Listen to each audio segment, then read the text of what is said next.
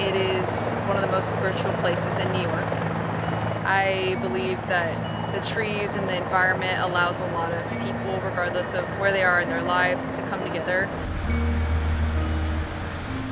I would say I like the park because during the pandemic, I just really appreciated being able to get outside and look at people. I really like the water, and there's not a lot of other good places that have water. There's a really good track to work out in, and I just like to take long walks. Don't let the looming highway and stretches of rough concrete fool you. New Yorkers love their East River Park. It's the largest green space south of Central Park, and a place where people can get out, get active, or even get food. So when the city announced that the park would be demolished then reconstructed, something that would keep it partially closed for several years, many were enraged. Kim Sillen is a local artist and a member of East River Park Action, a group fighting against the city's redesign plan. She says the biggest loss will be the park's greenery.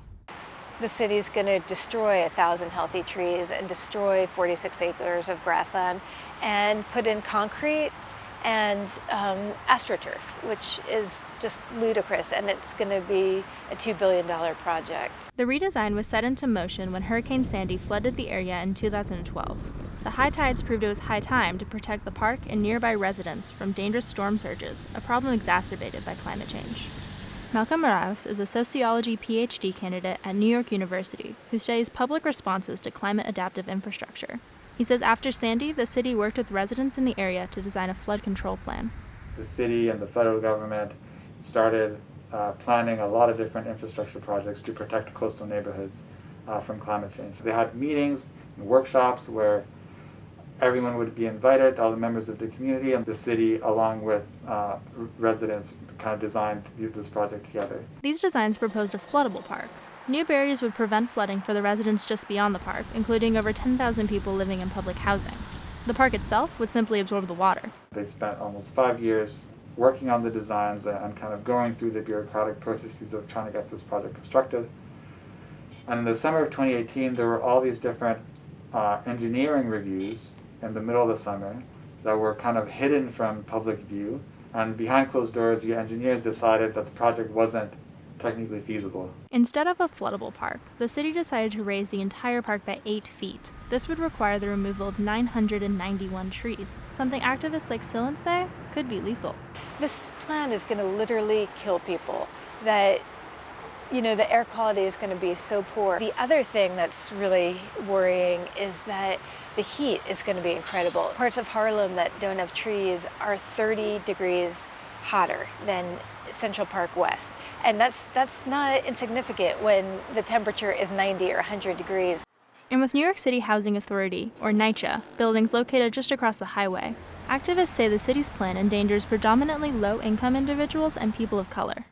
People in NYCHA are more vulnerable in terms of health outcomes, as they have, higher rates of asthma than anybody else in the city, really. But the city claims the opposite, stating, residents in the project area, including minority and low-income populations, would benefit from the proposed coastal flood protection. Therefore, the proposed project would not result in adverse effects with respect to environmental justice. When Arias attended community meetings on the issue, he heard NYCHA tenant leaders echo this sentiment. What I saw at some of these meetings was that tenant association leaders actually supported the new plan. They were like, we'd rather have 100 years of protection from floods than this park for a few years. So the public housing tenant leaders will say, this project is climate justice because it's protecting us. But the activists will also say that the project is a climate justice issue. So you kind of have both sides using climate justice issues to kind of disagree with each other. And though the project broke ground this April, Sillen and other activists are determined to prevent it from going further. She says she still thinks they have a shot at reversing the plan. The next steps are kind of up in the air, but I feel like we have a burst of creativity. We just had a really open forum kind of meeting where 60 or 70 people showed up, and we got a lot of new people, which was great. I think any organization needs new blood. And so we got a lot of excited, energetic people who had a whole bunch of ideas. I am willing to try everything. For NYU Now, this is Laura Measher.